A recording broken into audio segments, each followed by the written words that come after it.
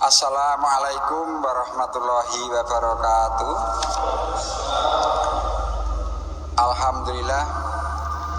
Alhamdulillahirabbil alamin wassalatu wassalamu ala khatamil anbiya'i wal mursalin Muhammadin wa ala alihi wa sahbihi ajma'in.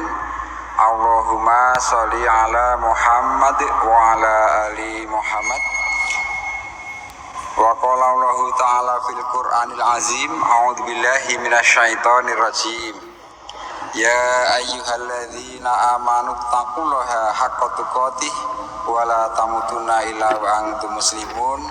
Wa qala ya ayyuhalladzina amanu kutiba alaikumusyamu kama kutiba alal ladzina min qablikum la'alakum tattaqun.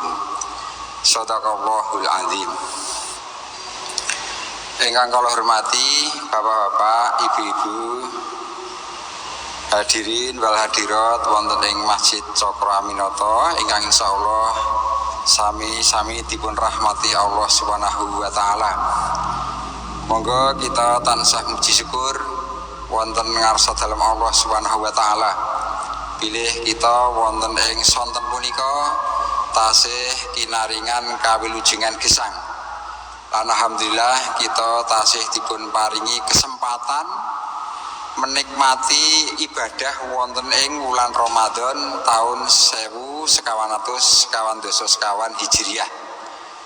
Amargi menapa Bapak Ibu wonten sederek-sederek kita ingkang tahun utawi wulan kala wingi tasih sami-sami sareng kalian kita karena iradah kehendak Allah sampun dipun sedo utawi sampun dipun panggil dening Allah sehingga mboten nemani utawi mboten nemoni wulan ing Ramadan nika penuh kita syukuri bilih Ramadan adalah bulan penuh magfirah, bulan Idkun Minanar dan bulan rahmah. Ini alhamdulillah anugerah Allah Subhanahu wa taala. Sholawat salam mugi tetap kalimpaken junjungan Nabi kita Nabi Muhammad sallallahu alaihi wasallam kanthi waosan Allahumma sholli ala Muhammad wa ala ali Muhammad utawi ingkang biasa Allahumma sholli ala Sayyidina Muhammad wa ala ali Sayyidina Muhammad. Monggo karena innallaha wa malaikatahu yusholluna ala nabi ya ayyuhalladzina amanu shollu alaihi mutaslima. Bapak Ibu jamaah rahimakumullah, alhamdulillah mbok bilih siam kita wonten ing bulan Ramadan nika menawi mboten wonten halangan nika sampun kaping sedasa mbok bilih ingkang mboten wonten halangan. Amargi menika insyaallah mayoritas sebagian umat Islam dunia utawi Indonesia dipun mulai 1 Ramadan nika hari Kamis tanggal 23. Tapi ingkang sampun mendahului nggih wonten tidak masalah karena perbedaan itu adalah kata Nabi bahwa ilafi ummati rahmat. Jadikanlah perbedaan utawi kilafiyah di antara umatku itu menjadi rahmat bagi kamu sekalian. Nah maka alhamdulillah pasca Nabi Muhammad sallallahu alaihi wasallam saya menika wonten masa-masa kekhalifahan utawi masa-masa tabi'i utawi masa kita menika masa umat menika wonten perbedaan yang bersifat menika furu'iyah utawi hal-hal ingkang alit, hal-hal ingkang kecil menika mugi-mugi mboten dadosaken kita menika dados tidak rukun di antara sesama muslim kita. Dah kita menghormati keyakinan orang lain, menghormati atau menghargai keyakinan orang lain, tapi kita meyakini keimanan kita, meyakini keyakinan kita. Terus itu nanti kalau sudah demikian maka perbedaan apapun insya Allah mboten masalah. Tapi yang jelas keluarga besar Islam diikat oleh dengan kaidah Al-Quran dan As-Sunnah yang baku itu tidak ada, insya Allah tidak ada perbedaan. Maka telugi Bapak Ibu mbok bilih mangke dalam penetapan 1 Syawal tahun menika wonten perbedaan, ya kita anggap biasa saja, tidak usah menjadi permasalahan. Oh kae kok golongan kae kok disiki bodo misalnya, oh kae kok disiki kok nyejeni ora akur karo pemerintah misalnya, itu tidak masalah. Karena pemerintah sendiri kita sudah meyakini menjadikan konsensus bersama bahwa bangsa Indonesia itu berdasarkan Pancasila, di mana Pancasila itu diatur bahwa negara berketuhanan yang Maha Esa, itu di pasal 29 ayat 1 bahwa negara berdasar ketuhanan yang Maha Esa. Terus yang ayat 2 bahwa negara menjamin kebebasan tiap-tiap penduduk untuk memeluk dan beribadah sesuai dengan agama dan keyakinannya. Sehingga pemerintah ya membiarkan kalau ada hal-hal yang bersifat furu itu hal-hal yang bersifat kecil yang tidak diatur secara resmi, secara jelas terhadap umat, itu nanti kalau ada perbedaan anggaplah itu rahmat. Maka dalam beberapa riwayat menyatakan ilafi umati rahmat, jadikanlah perbedaan di antara umatku nanti adalah menjadi rahmat. Maka wonten ing sonten menika Bapak Ibu, kita bersyukur dumateng Allah Subhanahu wa taala, kita tasih dipun paringi kesempatan untuk beribadah pada bulan Ramadan tahun punika. Bapak Ibu jamaah rahimakumullah ingkang kula hormati lan insyaallah ingkang dipun rahmati Allah Subhanahu wa taala. Bilih puasa, malah kalau mungkin sampun dipun aturaken oleh pembicara yang terdahulu bahwa puasa itu dari kata suma yasumu saum, artinya menahan, menahan. Apa yang dimaksud menahan kita sudah tahu semua, karena itu sudah kita laksanakan insya Allah sampai dengan sekarang ini. Mungkin ada yang sudah berusia hampir 70 mungkin, atau lebih dari 70, atau mungkin yang masih di bawah 50. Tentu kalau kita diberikan hidayah oleh Allah berupa agama Islam dan diseru oleh Allah Subhanahu wa taala sebagaimana orang beriman untuk menjalankan puasa, tentunya puasa sendiri sudah kita pahami betul, nggih. Moga-moga puasa bulan Ramadan niko kita pahami betul sehingga nanti fadilah-fadilah puasa atau hakikat-hakikat puasa menika saged melekat pada diri kita. Menika maka sauma yasumu, menahan. Lah menahan yang dalam arti umum, arti umum menurut etimologi itu menahan adalah menahan makan dan minum atau dengan nafsu seksual pada masa sejak terbitnya fajar sidik sampai terbenam matahari. Itu secara umum atau secara etimologis. Tetapi secara intinya, secara hakikat bahwa puasa itu adalah juga menahan hal-hal yang sekiranya mengurangi pahala. Tidak hanya membatalkan puasa, tapi hal-hal yang sekiranya mengurangi pahala puasa. Kados misalnya kita menggunjing utawi ngrasani utawi berbicara atau berkata tidak baik, itu sakit mengurangi fadilah atau manfaat puasa itu sendiri. Bapak Ibu jamaah rahimakumullah, bilih wonten sebuah hadis menika bahwa puasa wonten sebuah hadis Bukhari menika dipun ngendikaken ngoten, a'udzubillahi minasyaitonir rajim, qala Allahu kullu amali ibni adam lahu ila syiyam, asyamu fa innahu li, bahwa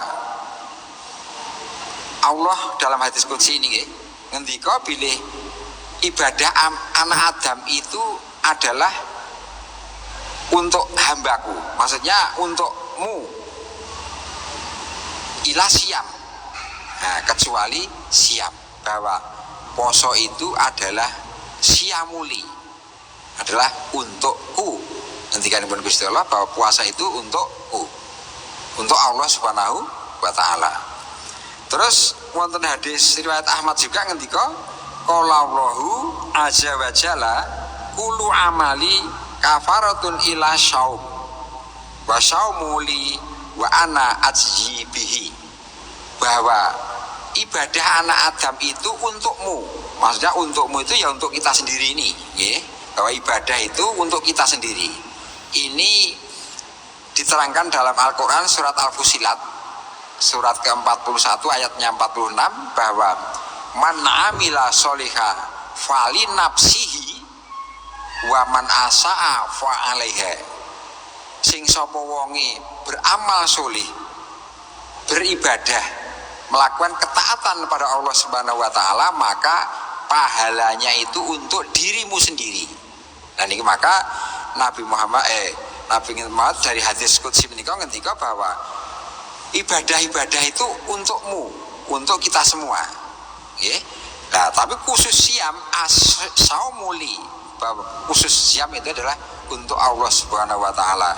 Bahkan Allah lah yang akan memberi wasaumuli wa ana ajzabihi, bahwa Allah lah yang akan menilai, memberi pahala. Nah, menika sangat tinggi kehormatan puasa ini. Gusti Allah sendiri ingkang maringi pahala. Mila monggo kita berlomba-lomba wonten ing wulan Ramadan menika, muga-muga puasa kita ini betul-betul puasa yang diterima oleh Allah Subhanahu wa taala. Nggih. Sekalipun kathah orang banyak puasa, dalam hadis lain Gusti Allah ngendika bahwa puasa itu banyak dilakukan oleh orang, tapi hanya mendapatkan lapar dan dahaga. Nah ini kalau kita survei, kita teliti di dalam lapangan, apakah ada ya kira-kira hanya menahan lapar dan dahaga? Artinya hakikat-hakikat lain, utawi fadilah-fadilah lain itu ora ento. Mung krasane mung ngelak karo nek mriki ngorong nggih, ngorong juga ya. Ngelak itu ngorong atau lapar, ngelih. Nah, ini mudah-mudahan tidak seperti yang disinyalemen oleh Nabi kita bahwa ono wong sing poso tapi ora entuk pahala puasanya, tapi entuke mung lapar dan dahaga. Bukan batal puasanya, tapi ora ono fadilah yang utama pada diri kita. Nah, dengan asaumuli wajiyah bihi itu mudah-mudahan kita menika puasa kita dihitung oleh Allah dan diterima oleh Allah, dan nanti kita akan ditempatkan pada Allah, yaitu itkun min nanar. Bahwa dalam sebuah riwayat bulan Ramadan itu syahrul Ramadan, pada bulan Ramadan itu adalah diperang menjadi 3 bagian. Awalu syahrul Ramadana awalu rahmah, bahwa pada bulan Ramadan itu awalnya rahmat. Nah itu ada yang berikan penjelasan awal itu kapan waktunya, itu pada tanggal 1 sampai dengan 10 Ramadan itu Allah menyebar rahmat. Maka terbukti pada awal-awal Ramadan, malam Ramadan tanggal 1 niku traweh niku alhamdulillah dengan gerakan hati. Siapa yang menggerakkan? Yang menggerakkan adalah Allah. Wong sing maune ora ning langgar, ora ning masjid, ora ning musala, pada malam pertama itu berduyun-duyun. Karena itu bukti awalur Ramadan rahmat.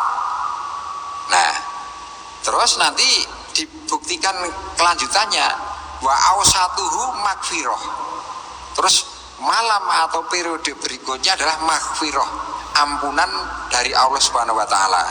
Ada yang berikan batasan waktu magfirah itu adalah tanggal 11 sampai 20 Ramadan.